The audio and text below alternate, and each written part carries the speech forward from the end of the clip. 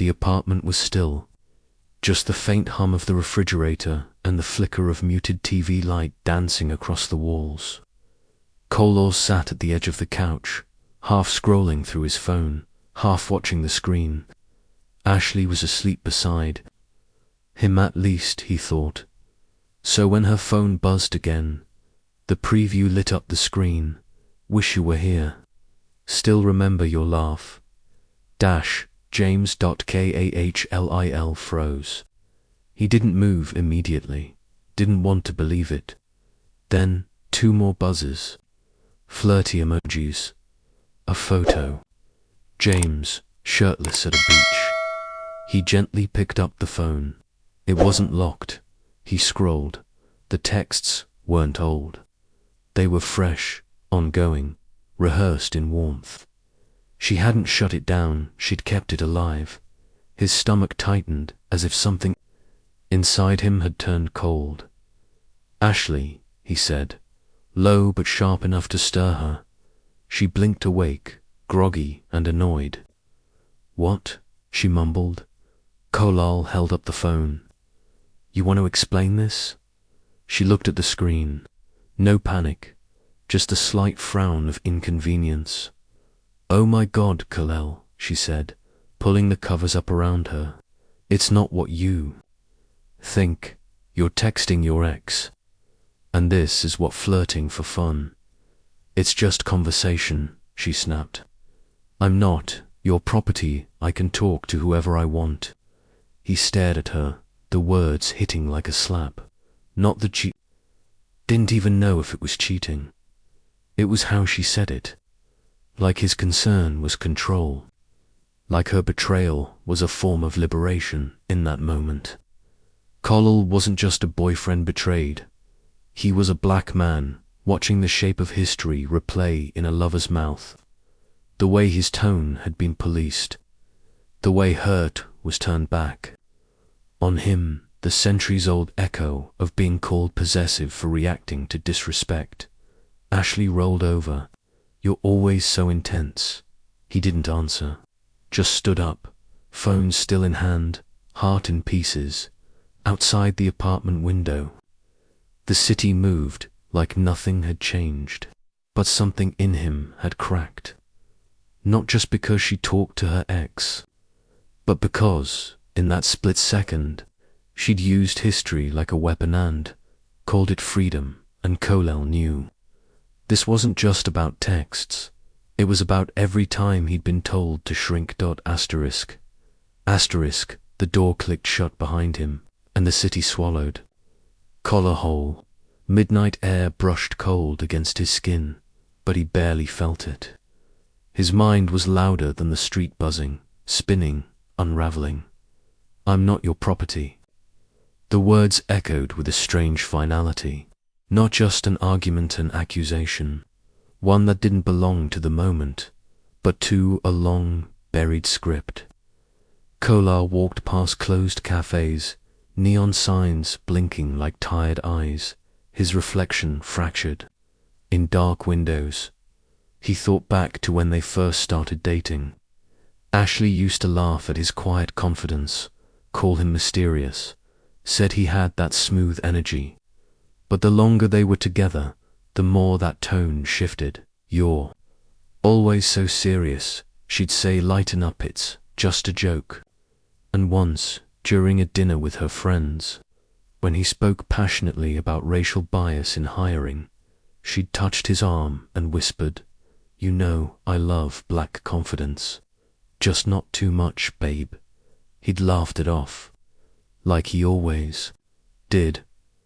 But tonight, the mask cracked. Those weren't jokes. They were rules. Unspoken rules about how much of himself he was allowed to be. Every flashback hit like a slap. Her asking him to calm down when he got animated. Her friends calling him exotic. The way her father had once told him, You're one of the good ones.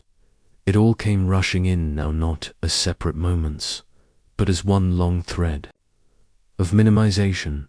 Tonight wasn't just about a text message or an ex-boyfriend. It was about dignity. The slow bleed of being loved conditionally. Kahlil stopped under a flickering street lamp. He looked up, breath visible in the cold air. The truth felt ugly but necessary. She hadn't broken his heart. Not tonight. That had started long ago with every word that asked him to be less. And now, finally, he had no intention of staying small. Kahlil stirred his coffee absently the next morning, sleep having eluded him. His mind wasn't done the fight, not the streetlights, but something deeper, older. Flashbacks came in waves. The first dinner Ashley invited him to with her college friends. The wine had flowed freely, and so had the comments. "Damn, Ash," one of them had smirked. "Didn't know you were into chocolate kings now." The room had erupted in laughter. Even Ashley had chuckled, waving a hand as if to say, "Ignore them. Babe, they're harmless." Another night. Someone leaned over the charcuterie board and asked with mock curiosity, "Be honest, Kahlil. Did you used to rap or play ball? You've got that vibe." Kahlil had smiled politely, sipped his drink, and said nothing. He always said nothing. He wasn't sure what had hurt more, their words or Ashley's silence. Her smile, the way she let it all slide as if it was just part of the fun. But he wasn't having fun. He was surviving the room. He remembered once excusing himself to the restroom just to breathe, to unclench his jaw, to remind himself who he was outside of this room. Of too loud laughter and too quiet understanding. What Ashley never seemed to grasp was that her friends didn't laugh with him. They laughed at the idea of him. And every time she joined anyone with a glance, even with a sip of wine, he was on their side.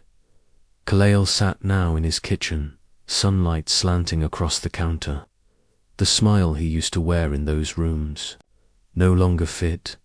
He wasn't their joke, and he wasn't going to keep pretending he was.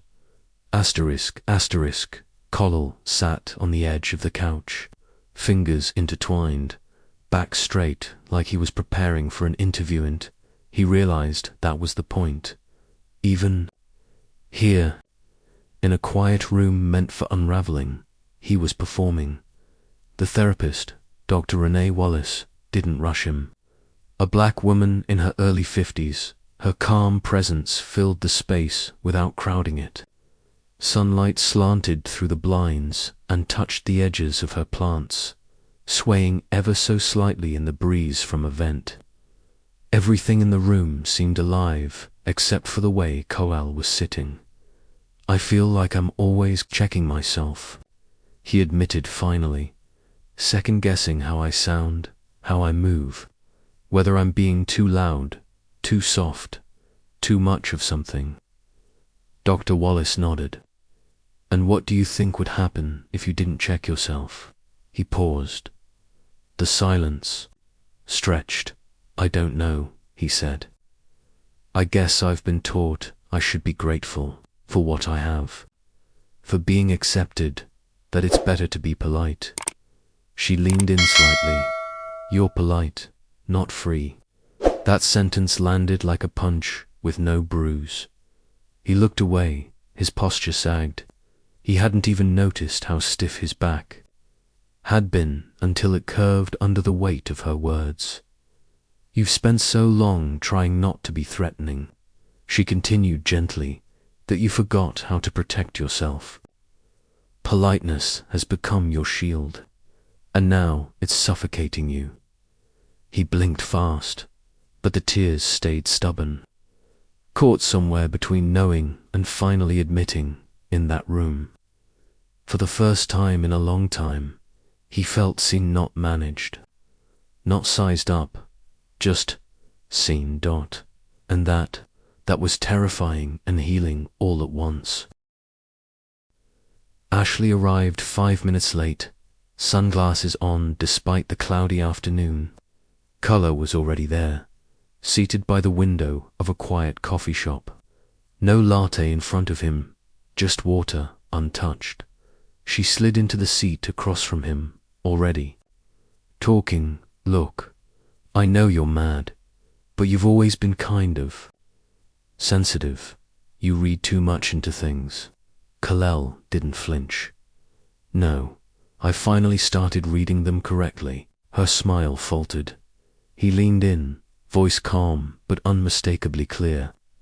You said you weren't my property, but what you really meant was that my hurt didn't matter, that the history in your words, what they carried, wasn't your concern.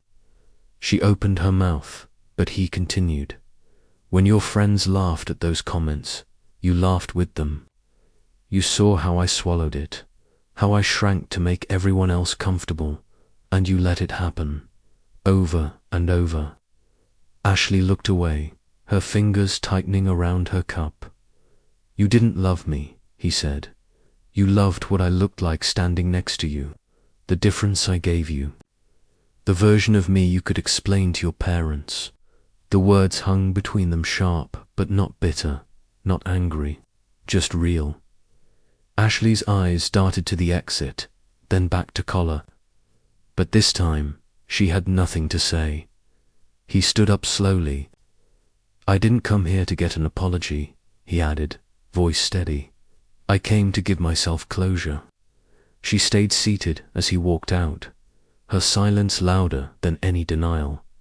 Outside, the air hit different, brisk, honest. It didn't feel like an ending. It felt like beginning to breathe, asterisk that evening.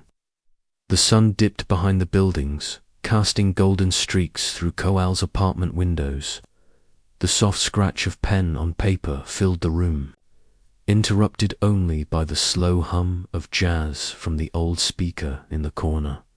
He sat cross-legged on the couch, a worn notebook balanced on his lap. The pages already held fragments of thought, lines he wasn't sure were poetry or survival. This page tonight was different. It wasn't about Ashley. It wasn't about what she did. It was about what love should be. Love, he wrote slowly, shouldn't feel like apology or performance. It shouldn't be afraid to say I see you and mean it. His hand paused. He underlined the words before moving on. Love should never ask you to lose yourself to stay in the room. The memory of Ashley's voice flickered, in shrill, dismissive. I'm not your property. He'd replayed that line 100 times since the coffee shop. But tonight, it no longer stung. It simply didn't fit anymore. Like a coat he outgrew. He closed the notebook gently, placing it on the table beside a steaming mug of tea. Then he picked up his phone. Her name was still there in his favorites. His thumb hovered, but he didn't hesitate. He pressed remove. Contact. There was no ceremony, no emotional swell, just a breath. Not bitterness, not revenge, just space. He leaned back, watching as the city outside stirred, buses humming, lights blinking on, someone whistling far below. Life was moving forward, and so was he. He didn't hate her. He didn't even need an apology anymore. He needed honesty, his own Kahlil. Stood and walked to the window, watching dawn flirt with the edges of night. There was no fire left to put out, just a foundation he could finally build on. Asterisk, the stage was small bare wood. One stool, one mic butt. It felt like the center of the world. Kahlil stood behind the curtain, hands slightly trembling, the pages of his spoken word folded neatly.